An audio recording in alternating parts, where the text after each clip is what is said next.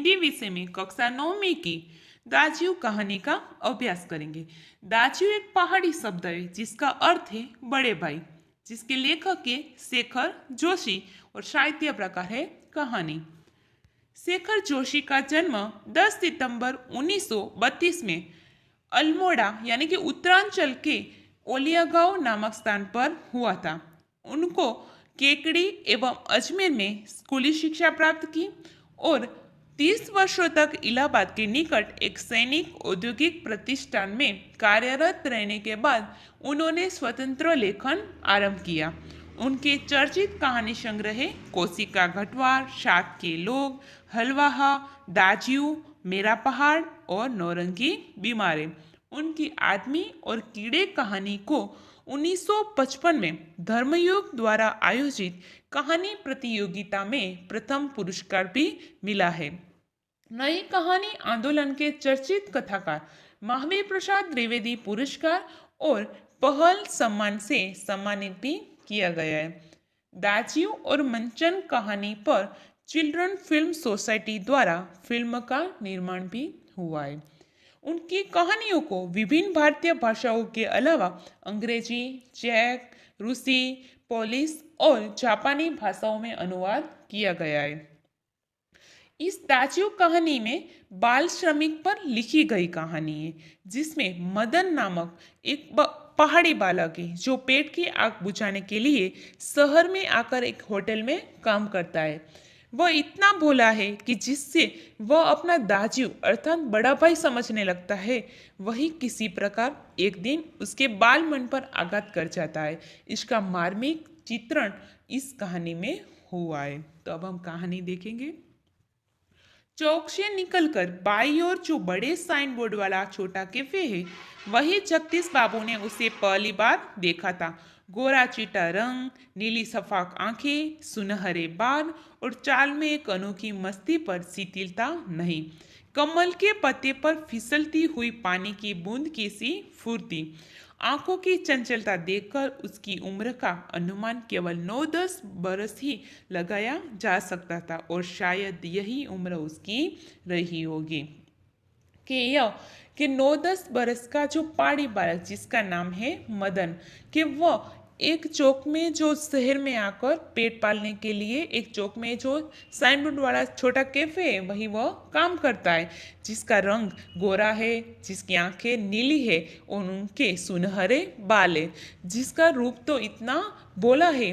और वहाँ जो साइन बोर्ड वाला कैफे में वह काम करता है, वहीं उसकी एक मुलाकात जगदीश बाबू नामक व्यक्ति से होती है।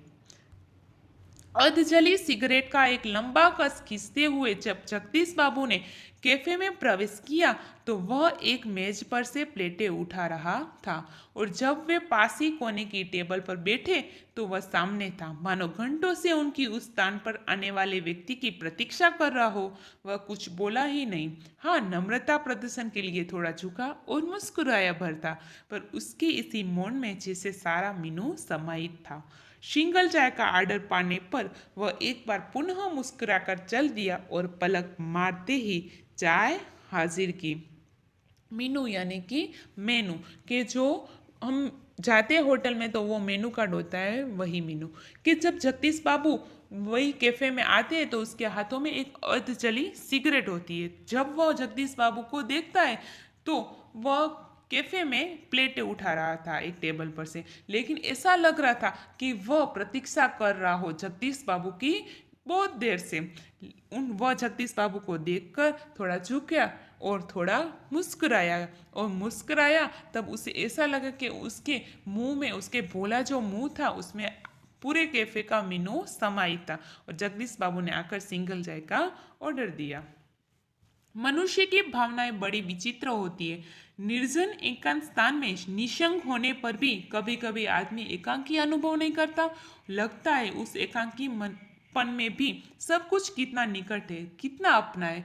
परंतु इसके विपरीत कभी कभी सैकड़ों नर नारियों के बीच जनरोमय वातावरण में रहकर भी सूनेपन की अनुभूति होती है। लगता है जो कुछ है वह पराया है, कितना अपनत्वहीन। पर यह अकारणीय नहीं होता। उस एकाकीपन की अनुभूति उस अलगाव के जड़े होती है, बिछोह या विरक्ति की किसी कथा के मूल में। कि जब कि मनुष्य है वो बड़ा ही विचित्र प्राणी है, क्योंकि उनकी भावना भी विचित्र है। क्योंकि जब वो अकेला होता है तब उसे ऐसा लगता है कि उसके आसपास बहुत सारे लोग होते हैं, तब उसे एकांकीपन का अनुभव नहीं होता। लेकिन जब वो कलरवमय जनरोमय वातावरण में होता है, कोलाहलपूर्ण वातावरण में होता है, तब उसे ऐसा लगता है कि मैं तो यहाँ तो कोई मेरा नहीं है, मैं तो यहाँ अकेला ही हूँ। जगदीश बाबू दूर देश से आए हैं, अकेले हैं। चौक की चहल पहल, कैफे के शोरगुल में उन्हें लगता है सब कुछ अपनत्वहीन है। शायद कुछ दिनों रहकर अभ्यस्त हो जाने पर उन्हें इसी वातावरण में अपनेपन की अनुभूति होने लगे। पर आज तो लगता है यह अपना नहीं, अपनेपन की सीमा से दूर, कितना दूर है। और तब उन्हें अनायासी याद आने लगते हैं अपने गांव पड़ोस के आदमी, स्कूल कॉलेज के छोकरे, अपने निकट शहर के कैफे, होटल, चाय साहब। कि जगदीश बाबू है वह इस शहर के नहीं है, वह यहाँ चौक की जो चहल पहल है, कोलाहलपूर्ण वातावरण है, फिर भी उनको ऐसा लगता है कि मैं यहाँ अकेला हूँ। जब वो ऐसी अनुभूति करता है तब उससे अनायास कि शायद जो अनायासी के आप आपो आप में उन्हें याद आने लगता है कि गांव पड़ोस के जो लोग थे, उनके जो मित्र थे स्कूल कॉलेज के, वह उन सबकी याद आती है। तभी मदन आकर कहता है कि चाय साहब। जगदीश बाबू ने राखदानी में सिगरेट झाड़ी। उन्हें लगा इन शब्दों की ध्वनि में वही कुछ है जिसकी रिक्तता उन्हें अनुभव हो रही है, और उन्होंने अपनी शंका का समाधान कर दिया। क्या नाम है तुम्हारा? मदन। अच्छा मदन, तुम कहाँ के रहने वाले हो? पहाड़ का हूँ बाबूजी। पहाड़ तो सैकड़ों है, आबू, दार्जिलिंग, मंसूरी, शिमला, अल्मोड़ा। तुम्हारा गांव किस पहाड़ में है? इस बार शायद उसे पहाड़ और जिले का भेद मालूम हो गया। मुस्कुराकर बोला, अल्मोड़ा साहब, अल्मोड़ा। अल्मोड़ा में कौन सा गांव है? विशेष जानने की गरज से जगदीश बाबू ने पूछा।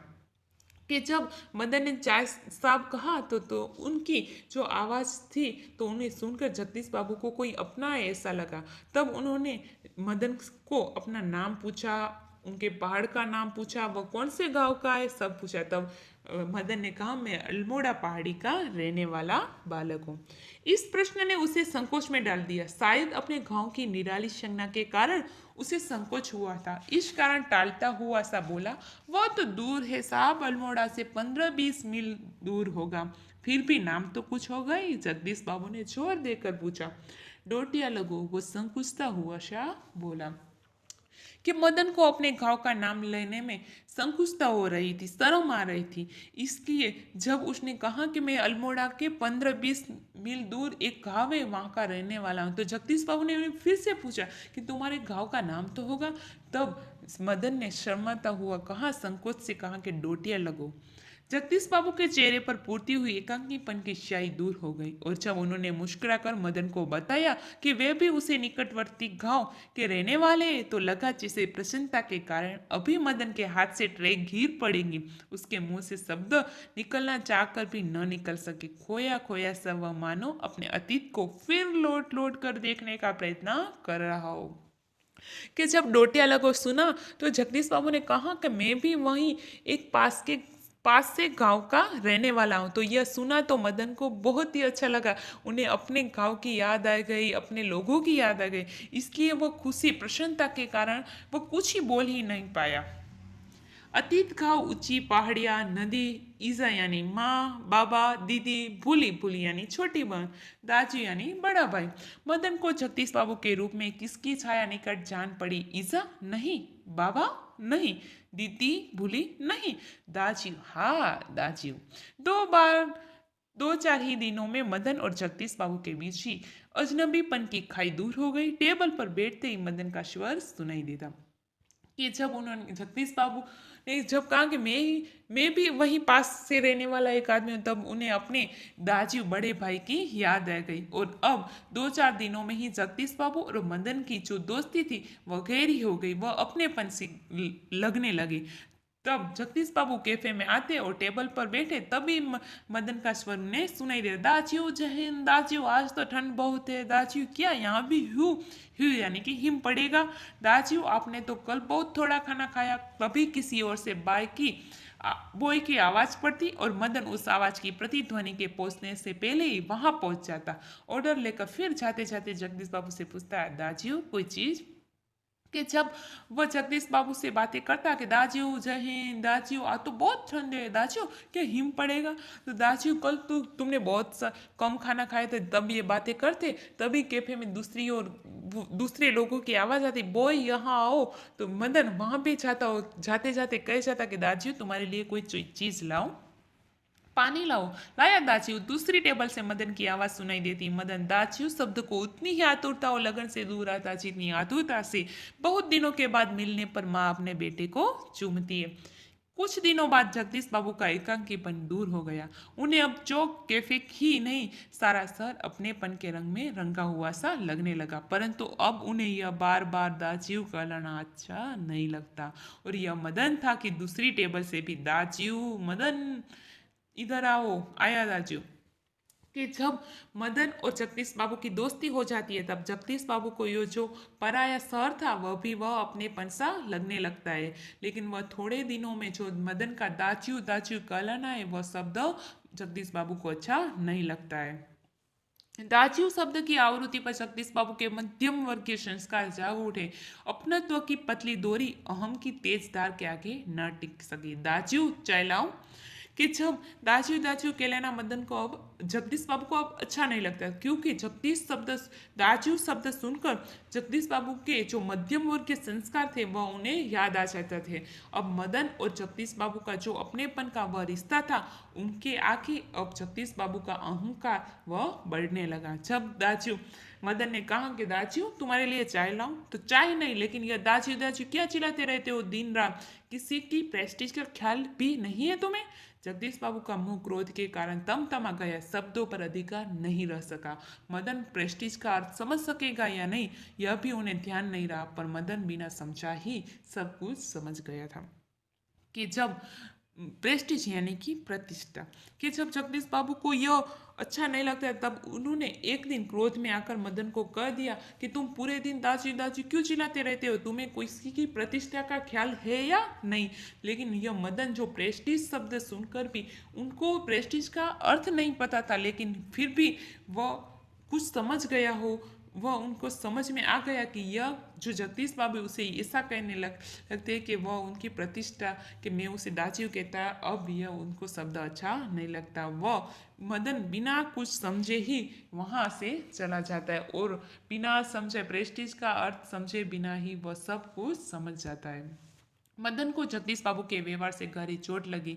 मैनेजर से सिर दर्द का बहाना कर वह घुटनों से सर्दी कोठरी में सिसकियां भर भर रोता रहा। घर गांव से दूर ऐसी परिस्थिति में मदन का जगदीश बाबू के प्रति आत्मीयता प्रदर्शन स्वाभाविक ही था। इसी कारण आज प्रवासी जीवन में पहली बार उसे लगा जैसे किसी ने उसे ईजा की गोदी से, बाबा की बाहों के और दीदी के आंचल की छाया से बलपूर्वक खींच लिया हो। कि जब जगदीश बाबू ने मदन पर क्रोध किया, तो मदन वहाँ से अपने मैनेजर से सिर दर्द का बहाना करके वह अपने घर चला जाता है और वह अपनी कोठरी में रो रो कर अपना बुरा हाल कर लेता है। तब उन्हें पता जो उनके बीच में जो कोई भी संबंध नहीं था, लेकिन वो आत्मीयता का संबंध था, वह भी जगदीश बाबू के अहंकार के कारण आज टूट गया है। तब मदन को ऐसा लगता है कि उनको कि अपनी माता की गोद से और पिता की बाहों से किसी ने दूर कर दिया हो, परंतु भावुकता स्थायी नहीं होती। रो लेने पर अंतर की घुमड़ती वेदना को आंखों की राह बाहर निकाल लेने पर मनुष्य जो भी निश्चय करता है वह भावुक क्षणों की अपेक्षा अधिक विवेकपूर्ण होते हैं। ये मनुष्य की जो भावना है वह स्थिर नहीं रहती है, क्योंकि वह अपने आंखों से आंसू बहाकर वह अपनी भावना को भी बाहर फेंक देता है। और फिर वह मदन है, वह भी जो अपनी भावुकता थी, जो आत्मीयता का संबंध था, उनको भी वह अब याद रखे बिना ही दूसरे दिन काम पर चला जाता है। मदन पूर्ववत काम करने लगा। दूसरे दिन कैफे जाते हुए अचानक ही जगदीश बाबू की भेंट बचपन के सहपाठी हेमंत से हो गई। कैफे में पहुंचकर जगदीश बाबू ने इशारे से मदन को बुलाया, परंतु उन्हें लगा जैसे वह उनसे दूर दूर रहने का प्रयत्न कर रहा हो। दूसरी बार बुलाने पर ही मदन आया। आज उसके मुंह पर वह मुस्कान न थी और न ही उसने क्या लाऊं दाजियो कहा। स्वयं जगदीश बाबू को ही कहना पड़ा, 2 चाय 2 आमलेट, परंतु तब भी लाया दाजू कहने की अपेक्षा लाया साहब कहकर वह चल दिया, मानो दोनों अपरिचित हो। कि जब दूसरा दिन हुआ तब जगदीश बाबू अपने दोस्त हेमंत के साथ वह कैफे में आते, तब भी वह मदन उसके पास नहीं जाता और दाजू शब्द भी नहीं चिल्लाता। और जब मदन ने कुछ नहीं कहा तब जगदीश बाबू ने उन्हें बुलाया और कहा कि 2 चाय और 2 आमलेट लाओ। तब भी दाजू ने उन्हें लाया दाजू न कहकर लाया साहब कह दिया। शायद पहाड़ी आए हेमंत ने अनुमान लगाकर पूछा। हाँ, रूखा सा उत्तर दे दिया जगदीश बाबू ने। वार्तालाप का विषय ही बदल दिया। मदन चाय ले आया था। क्या नाम है तुम्हारा लड़के? हेमंत ने अहसान चढ़ाने की गरज से पूछा। कुछ क्षणों के लिए टेबल पर गंभीर मौन छा गया। जगदीश बाबू की आंखें चाय की प्याली पर ही रह गई। मदन की आंखों की सामने विगत स्मृतियां घूमने लगी। जगदीश बाबू का एक दिन ऐसे ही नाम पूछना, फिर दाजियो आपने तो कल थोड़ा ही खाया और एक दिन किसी की प्रेस्टीज का ख्याल नहीं रहता तुम्हें। जगदीश बाबू ने आंखें उठाकर मदन की ओर देखा। उन्हें लग जैसे अभी वह ज्वालामुखी सा फूट पड़ेगा। कि जब मदन चाय लेकर आता है तभी वह हेमंत उसे अहंकार से पूछता है, क्या नाम तुम्हारा? तब उन्हें जो जगदीश बाबू का एक दिन कहना, क्या नाम है तुम्हारा, तुम किस पहाड़ी के रहने वाले, तुम्हारे गांव का नाम क्या है, हम दोनों पास पास के गांव के रहने वाले, ये सब स्मृतियाँ उनके आंखों के सामने आ जाती है। हेमंत ने आगरा के स्वर से दुहराया, क्या नाम है तुम्हारा? बॉय कहते हैं साहब, मुझे संक्षिप्त सा उत्तर देकर वह मुड़ गया। आवेश में उसका चेहरा लाल होकर और भी अधिक सुंदर हो गया था। और हेमंत ने दूसरी बार पूछा, क्या नाम है तुम्हारा? तब मदन सिर्फ इतना ही कहता है कि बॉय कहते हैं सब लोग मुझे। तब वह आवेश में भावुकता में आकर वहाँ से चला जाता है। तब उसका मदन का चेहरा बहुत ही अधिक सुंदर दिखने लगता है। शब्दार्थ देखेंगे। शफक यानी कि उजली, मीनू यानी व्यंजन सूची, निशंग यानी अकेला, जनदेश में यानी कि शोरगुल युग या जनरोमय है। हिम यानी बर्फ, ह्यू यानी बर्फ, प्रेस्टीज यानी कि इज्जत, वेदना यानी पीड़ा। धन्यवाद।